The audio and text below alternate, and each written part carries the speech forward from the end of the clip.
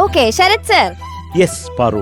ഷാനിക ചേച്ചി, യെസ്. അടുത്ത പാട്ടിലേക്ക് പോകുന്നതിന് മുന്നേ ആ. നമുക്ക് വീണ്ടും ഒരു ഗസ്റ്റ് ഉണ്ട്. സ്പെഷ്യൽ ഗസ്റ്റ് വളരെ സ്പെഷ്യൽ ആയിട്ടുള്ള ഗസ്റ്റ് ആണ്. നമ്മുടെ അമൃത ടിവിയുടെ ഒരു കുടുംബ അംഗമാണ്. അതിലുപരി 51 വർഷമായിട്ട് ഈ ഒരു മ്യൂസിക് ഫീൽഡിലുള്ള ഒരാളാ. ഒരു ടൈമിലൊക്കെ ഗാനമേളകളുടെ റാണി എന്നായിരുന്നു അറിയപ്പെട്ടിരുന്നത്. ഓക്കെ, അത് മാത്രമല്ല 2024 സംഗീത നാടക അക്കാദമി പുരസ്കാരം വരെ കിട്ടിയിട്ടുണ്ട് ആൾക്ക്. നമുക്ക് വെൽക്കം ചെയ്യാം. ആലീസ് ഉണ്ണികൃഷ്ണൻ എന്നാണ് ചേച്ചിയുടെ പേര്. ലെറ്റ്സ് വെൽക്കം ആലീസ് ചേച്ചി.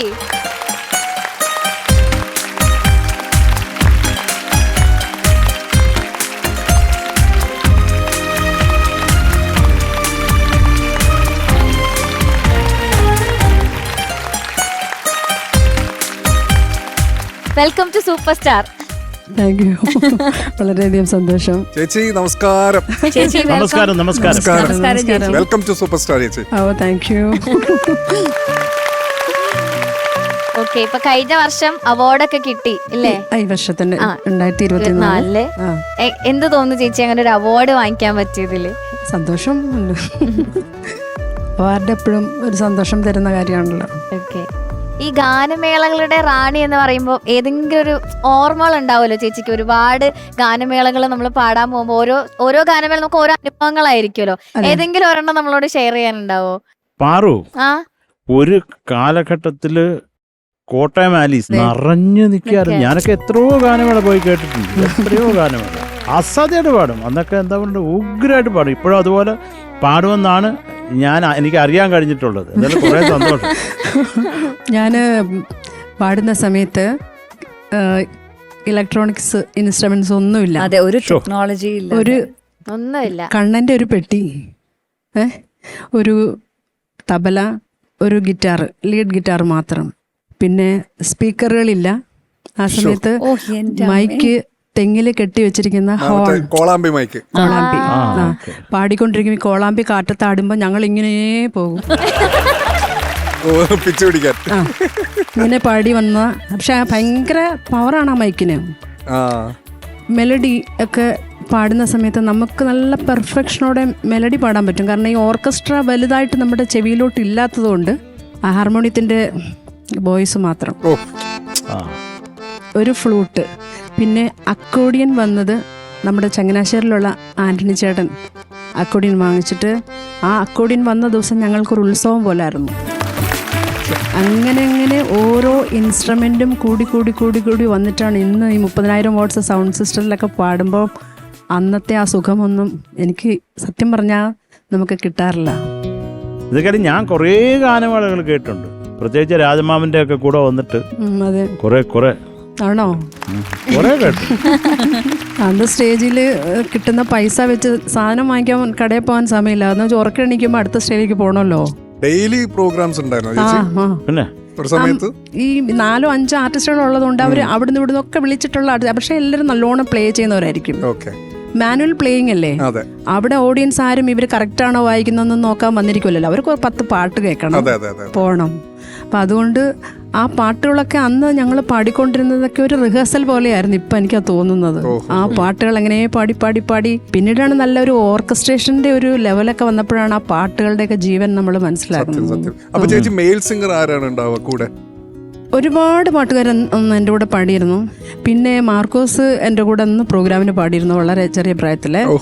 പിന്നെ ബഷീർക്കാരുടെ തുടക്കകാലം തൊട്ട് ഞാനുണ്ട്. കേരളത്തിൽ ഞാൻ കൂടെ പാടാത്ത പാട്ടുകാർ വളരെ ചുരുക്കം. അതുപോലെ തന്നെയാണ് ഈ ഇൻസ്ട്രുമെൻറ്റ്സ് വായിക്കുന്ന ആർട്ടിസ്റ്റുകൾ. അവരൊക്കെ എത്ര ഇയർ എക്സ്പീരിയൻസ് ഉള്ള കേരളത്തിൽ അറിയപ്പെടുന്ന ആർട്ടിസ്റ്റുകളാണ്. അവരുടെയൊക്കെ കൂടെ ഞാൻ ഒത്തിരി പ്രോഗ്രാം ചെയ്തിട്ടുണ്ട്. വളരെ അഭിമാനമാണ് അവരുടെ കൂടെ ഇപ്പോഴും പാടാൻ സാധിക്കുന്നതെന്ന് പറഞ്ഞു. ഇപ്പം ഇത്രയും പ്രായമായിട്ടും കൂടിയേ. അപ്പൊ എന്തായാലും നമുക്ക് ആലീസിയുടെ പാട്ട് തീർച്ചയായിട്ടും ഉറപ്പായിട്ടും.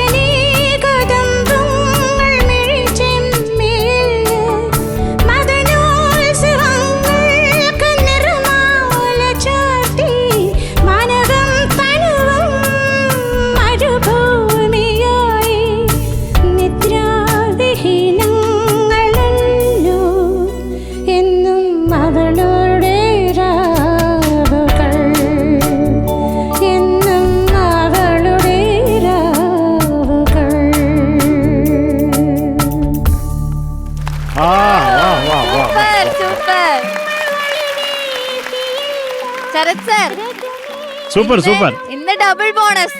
ജാനകിയമ്മയുടെ ബർത്ത്ഡേക്ക് ഇതാ അടുത്ത സോങ്. ഇന്ന് ജാനകിയമ്മയുടെ ബർത്ത്ഡേക്ക് കറക്റ്റ് അതേ അടുത്ത സോങ് ആയിട്ട്. ചേച്ചി അതുപോലെ തന്നെ ഒരു വൈറലായ ഒരു കണ്ടന്റ് ഉണ്ടായിരുന്നല്ലോ, അതിനെ കുറിച്ച് പറ ചേച്ചി. അതാണ് ഞങ്ങൾക്ക് കേൾക്കേണ്ടത്. അതെ, ലളിതാ സഹസ്രനാമം അല്ലേ? ഞാൻ നമ്മുടെ അമൃതയുടെ തന്നെ ഒരു റിയാലിറ്റി ഷോ ഉണ്ടായിരുന്നല്ലോ, പാടാം നേടാം. അപ്പൊ ഞാൻ ഇന്ന് ആ സ്റ്റേജിൽ ഇതുപോലെ ഞാൻ പാടിയ സമയത്ത് MG ശ്രീമാറായിരുന്നു എൻ്റെ ജഡ്ജായിട്ടിരുന്നത്. അപ്പൊ ഞാനും MG ശ്രീമാറും ഒക്കെ ഒരുപോലെ ഗാനമേളയ്ക്ക് ഒരുപാട് സ്റ്റേജ് പാടിയിട്ടുള്ള ആളാണ്. ഞാനും MG ഒക്കെയാണ് തിരുവനന്തപുരത്ത് ആദ്യം ഗാനമേള സ്റ്റാർട്ട് ചെയ്യുന്നത്. ഞങ്ങള് സത്യമായിട്ടും ഞങ്ങളൊരു മഞ്ഞൾ വിരിഞ്ഞ പൂക്കളുടെ പാട്ടൊക്കെ ഇഷ്ടം പോലെ പാടി തകർത്തിട്ടുണ്ട് ഞാൻ MG എല്ലാം ഉണ്ട്. അപ്പം ഞാൻ ഇപ്പോഴും ഈ പ്രായത്തിൽ ഇങ്ങനെ പാടുന്നു എന്ന് കണ്ടപ്പോൾ പുള്ളിക്കാരൻ ചോദിച്ചത് എങ്ങനെ ഇപ്പോഴും ഇങ്ങനെ നന്നായിട്ട് പാടുന്നതെന്ന് ചോദിച്ചു. അപ്പം ഞാൻ പറഞ്ഞു ഞാനിങ്ങനെ ഒരു 18 വർഷമായിട്ട് ലളിതാ സഹസ്രനാമം ഇങ്ങനെ ഉപാസിക്കുന്ന ഒരാളാണെന്ന് പറഞ്ഞു. 18 വർഷമായിട്ട് ഞാൻ രാവിലെയും വൈകിട്ടും, രാവിലെ ചെയ്യാൻ പറ്റിയില്ലെങ്കിൽ വൈകിട്ട് ചൊല്ലും. അപ്പം അങ്ങനെ നിരന്തരം ആ ചൊല്ലുന്ന ഒരു ഉപാസന, അത് ശരിക്കും ഒരു നമ്മുടെ ബെർത്ത് കൺട്രോളിനാണ്. ശരിക്കും അതൊരു ശ്വസനക്രിയ, നമ്മളറിയാതെ നടക്കുന്ന ഒരു ശ്വസനക്രിയയാണ്. അപ്പം ഉള്ളിലേക്ക് എടുക്കുന്ന ഈ ശ്വാസം നമ്മൾ അക്ഷരങ്ങളായിട്ട് പുറത്തേക്ക് വിടുകയാണ് ചെയ്യുന്നത്. അപ്പം ഈ അക്ഷരങ്ങളുടെ എല്ലാം പ്രാണശക്തി ആ 40 മിനിറ്റ് നേരം നമ്മളിത് ചെയ്യുമ്പോൾ ആ അക്ഷര പ്രാണശക്തി നമ്മളുടെ ശരീരത്തിലെല്ലാം നമ്മുടെ 6 ചക്രങ്ങളിലും അത് നമ്മുടെ ആ ചക്രങ്ങളെ എൻഹാൻസ് ചെയ്യുക ചെയ്യുന്നത് നമ്മളറിയാതെ. അപ്പം അതിനെക്കുറിച്ച് പഠിച്ചപ്പോഴാണ് മനസ്സിലായത് ഇത് ഒരു മതത്തിൻ്റെ മാത്രമായിട്ടുള്ളൊരു ആരാധനാ രീതിയല്ല. ഇത് ശരിക്കും മനുഷ്യൻ്റെ ശരീരം, മനസ്സ്, അവരുടെ ബ്രെയിൻ, ബോഡി ആൻഡ് മൈൻഡ് അതിനെ സ്ട്രെങ്തൻ ചെയ്യിക്കാൻ വേണ്ടി ചെയ്തു വെച്ചിരിക്കുന്ന ഒരു ഉപാസന മാത്രമാണ് ലളിതാ സഹസ്രനാമം എന്ന് മനസ്സിലാക്കി. അപ്പം ഞാൻ അത് നിരന്തരം, ഇപ്പം എനിക്ക് അത് നിരന്തരം ചെയ്യുന്നത് കൊണ്ട് ആദ്യമൊക്കെ ചൊല്ലുമ്പോൾ നമുക്ക് ശ്വാസം മുട്ടുമായിരുന്നു. അപ്പം ഞാൻ പകുതി പാടിയൊക്കെ നിർത്തുമായിരുന്നു. പിന്നീടാണ് പഠിച്ച് മനസ്സിലാക്കിയത് അത് പകുതി കൊണ്ട് നിർത്താൻ പാടില്ല. ഈ പ്രാണ ഊർജ്ജം ഇങ്ങനെ സഞ്ചരിച്ചുകൊണ്ടിരിക്കുന്ന സമയത്ത് നമ്മളത് പകുതി വെച്ച് നിർത്തിക്കഴിഞ്ഞാൽ അത് ശരീരത്തിന് തന്നെ അത് പ്രശ്നമാകും. അപ്പോൾ അതുകൊണ്ട് ആ 40 മിനിറ്റ് കംപ്ലീറ്റ് ചെയ്തതിന് ശേഷം നിൽക്കുവാണെങ്കിൽ ഒരു പാട്ടുകാരെ സംബന്ധിച്ചിടത്തോളം, അല്ലെങ്കിൽ ശ്വാസം, അല്ലെങ്കിൽ ഈ വാക്കുകൾ കൊണ്ട് ജീവിക്കുന്നവർ, അതായത് പാട്ടുകാർ, പഠിക്കുന്ന കുട്ടികൾ, ഈ പ്രസംഗം കലയാക്കിയിരിക്കുന്നവരൊക്കെ ഇത് ഉപാസിക്കേണ്ടതാണ്. അതല്ലാതെ സാധാരണ മനുഷ്യൻ പോലും ലളിതാ സഹസ്രനാമം ഒരു ദിവസം ചൊല്ലേണ്ടതിൻ്റെ ആവശ്യം അതാണ്. അപ്പോൾ അത് പറഞ്ഞപ്പം ഞാനത് ചൊല്ലുകയും കൂടി ചെയ്തപ്പോഴത്തേക്കും ആ ഒരു എപ്പിസോഡ് അങ്ങ് വൈറലായി. അപ്പം ആ വൈറലായ ആ സമയത്ത് ഒരുപാട് ക്ഷേത്രങ്ങളിൽ നിന്ന് എന്നെ വിളിച്ച് ലളിതാ സഹസ്രനാമത്തെക്കുറിച്ച് സംസാരിക്കണമെന്ന് പറഞ്ഞു. അങ്ങനെ ഒരുപാട് ക്ഷേത്രങ്ങളിൽ ഞാനിപ്പോൾ അതിനെക്കുറിച്ച് പ്രഭാഷണം ചെയ്തുകൊണ്ടിരിക്കുന്നു. ഇത് നിങ്ങൾക്ക് കൂടെ ഉള്ള ഒരു ഉപദേശമാണ് കേട്ടോ ചേച്ചി പറയുന്നത്. നിങ്ങളുടെ മൈൻഡ് കോൺസെൻട്രേഷൻ കിട്ടാൻ വേണ്ടിയും അക്ഷരശുദ്ധി ഉണ്ടാകാൻ വേണ്ടിയും പല പാട്ടുകാർ പാടുന്നതും ദാസേട്ടനല്ലാതെ വേറെ ആര് പാടിയാലും ഒന്നും നമുക്ക് തിരിയത്തില്ല അക്ഷരങ്ങൾ. അത് നമ്മളിപ്പോഴത്തെ പാട്ടുകാരായ കുട്ടികൾ, മലയാളം വാക്കുകൾ, ഈ ഒരു കവിതകളൊക്കെ നമ്മുടെ മലയാള സാഹിത്യത്തിന് തന്ന സംഗീത സംവിധായകർ അല്ലെങ്കിൽ ഗാനരചയിതാക്കൾ അവരിനി ഇങ്ങനെയുള്ള വരികൾ എഴുതുമോ എന്ന് പോലും സംശയമാണ്. അങ്ങനെയുള്ള കവികൾ ഉണ്ടാകുമോ എന്ന്. ആ വരികളുടെ അർത്ഥം അറിഞ്ഞ് പാടുമ്പം നിങ്ങളറിയാതെ തന്നെ ആ ഒരു കേരളത്തിൻ്റെ തനിമ നമ്മുടെ ഉള്ളിലുണ്ടാകും. അതുകൊണ്ട് അതും അക്ഷരശുദ്ധി ഉണ്ടാകും, മൈൻഡിന് കോൺസെൻട്രേഷൻ ഉണ്ടാകും. പിന്നെ 40 മിനിറ്റ് നേരം നമ്മൾ ഈ ധ്യാന രൂപത്തിലിരിക്കുന്നത് കൊണ്ട് നിങ്ങൾക്ക് മറ്റുള്ള ഒരു ചിന്തകളും പിന്നീട് ഉണ്ടാവാതിരിക്കാൻ നിങ്ങളുടെ സ്വഭാവ രൂപീകരണത്തിന് പോലും ഈ ലളിതാ സഹസ്രനാമം ഉപകരിക്കും. അപ്പൊ ചേച്ചി നമുക്കതൊന്ന് കേൾക്കാം. ശ്രീമാതാ ശ്രീ മഹാരാജ്ഞി ശ്രീമത് സിംഹാസനേശ്വരി ചിദഗ്നികുണ്ഡ സംഭൂത ദേവകാര്യ സമുദ്യത ഉദ്യദ്ഭാനു സഹസ്രാഭ ചതുർബാഹു സമന്വിത രാഗസ്വരൂപ പാഷാഢ്യ ക്രോധാകാരാങ്കുശോജ്വല മനോരൂപേക്ഷു കോദണ്ഡ പഞ്ച തന്മാത്ര സായക നിജാരുണ പ്രഭാപൂര മജ്ജത് ബ്രഹ്മാണ്ഡ മണ്ഡല ചമ്പകാശോക പുണ്ടാക സൗഗന്ധികല സത്കജ കുരുവിന്ദ മണിശ്രേണി കലൽ കോടീരമണ്ഡിത അഷ്ടമീ ചന്ദ്ര വിഭ്രാജത് അളിഗസ്ഥല ശോഭിത മുഖചന്ദ്ര കളങ്കാഭ മൃഗനാഭി വിശേഷക വദന സ്മര മാംഗല്യ ഗൃഹതോരണ ചില്ലിക വക്ത്രലക്ഷ്മി പരീവാഹ ജലന്മീനാഭലോചന നവചമ്പക പുഷ്പാഭ നാസാ ദണ്ഡ വിരാജിത താരാകാന്തി തിരസ്കാരി നാസാഭരണ ഭാസുര കദംബ മഞ്ജരീ ക്ലിപ്ത കർണപൂര മനോഹര താടങ്ക യുഗളീഭൂത തപനോടുപമണ്ഡല പത്മരാഗ ശിലാദർശ പരിഭാവി കപോലഭൂ നവവിദ്രുമ ബിംബശ്രീന്യക്കാരി രതനച്ഛദ ശുദ്ധ വിദ്യാങ്കുരാകാര ദ്വിജ പങ്ക്തിദ്വയോജ്വല കർപ്പൂര വീടികാമോദ സമാകർഷ ദിഗന്ധര നിജ സല്ലാപ മാധുര്യ വിനിർഭൽസിത കച്ഛഭി മന്ദസ്മിത പ്രഭാപൂര മജ്ജത് കാമേശ മാനസ അനാകലിത സാദൃശ്യ ചിബുഗ ശ്രീ വിരാജിത കാമേശ ബദ്ധ മാംഗല്യ സൂത്ര ശോഭിത കന്ധര കനകാംഗദ കേയൂര കമനീയ ഭുജാന്വിത രത്നഗ്രൈവയ ചിന്താകലോല മുക്ത ഫലാന്വിത കാമേശ്വര പ്രേമ രത്നമണി പ്രതിപണസ്തനി നാഭ്യാലവാല രോമാളീലതാ ഫലകുജദ്വയേ ലക്ഷ്യ രോമലതാധാരദ സമുന്നേയ മധ്യമ സ്തനഭാരദളൻ മധ്യാപട്ടബിന്ദ വലിത്രയ അരുണാരുണ കൗസുംബ വസ്ത്രഭാ സ്വത്കടീതടി രത്നകിങ്കിണികാരമ്യരശന ദാമഭൂഷിത കാമേശജ്ഞാത സൗഭാഗ്യമാർദ്ദ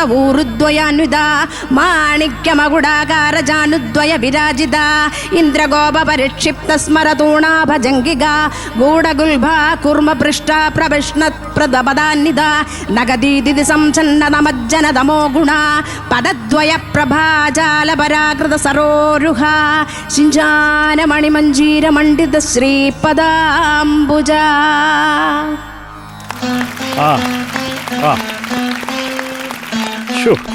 ഇത് 40 മിനിറ്റ് നേരം ഇങ്ങനെ കാണാതെ ചൊല്ലും ഞാൻ. 40 മിനിറ്റ് നേരം ഉണ്ട് ഇത്. ഒരു 1000 നാമങ്ങൾ. ഇത് കേൾക്കുമ്പോൾ തന്നെ എന്തോ വേറൊരു നമ്മളിവിടെ അല്ലാതായി പോവുക. ഒരു വൈബാണ് ശരിക്കും. തീർച്ചയായിട്ടും ചേച്ചി സൂപ്പർ. ഓക്കെ താങ്ക് യു ചേച്ചി.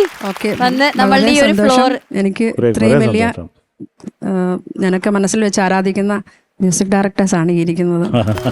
അതുപോലെ തന്നെ രമ്യ നമ്പീഷൻ സിനിമകളൊക്കെ കാണുമ്പോൾ വളരെ സന്തോഷമുണ്ട്. നല്ല വലിയൊരു കലാകാരിയാണ്.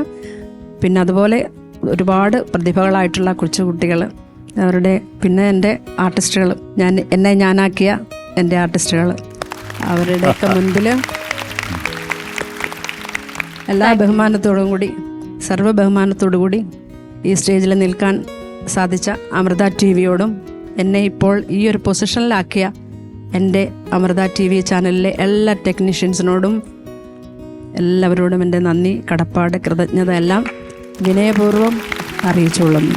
ഞങ്ങൾക്ക് ഒരുപാട് സന്തോഷം ചേച്ചിയെ കാണാൻ പറ്റിയതിലും ചേച്ചിയുടെ പാട്ട് കേൾക്കാൻ പറ്റിയതിലും ഒരുപാട് സന്തോഷം. Thank you. ഇത്രയും പോസിറ്റീവ് ആക്കി ഫ്ലോർ തന്നതിന്. ഈ വൈബിലായിരിക്കും ഞങ്ങൾ ഇനി ഷോ തുടങ്ങാൻ പോകുന്നത്. താങ്ക് യു ചേച്ചി. Thank you so much. Thank you. Thank you.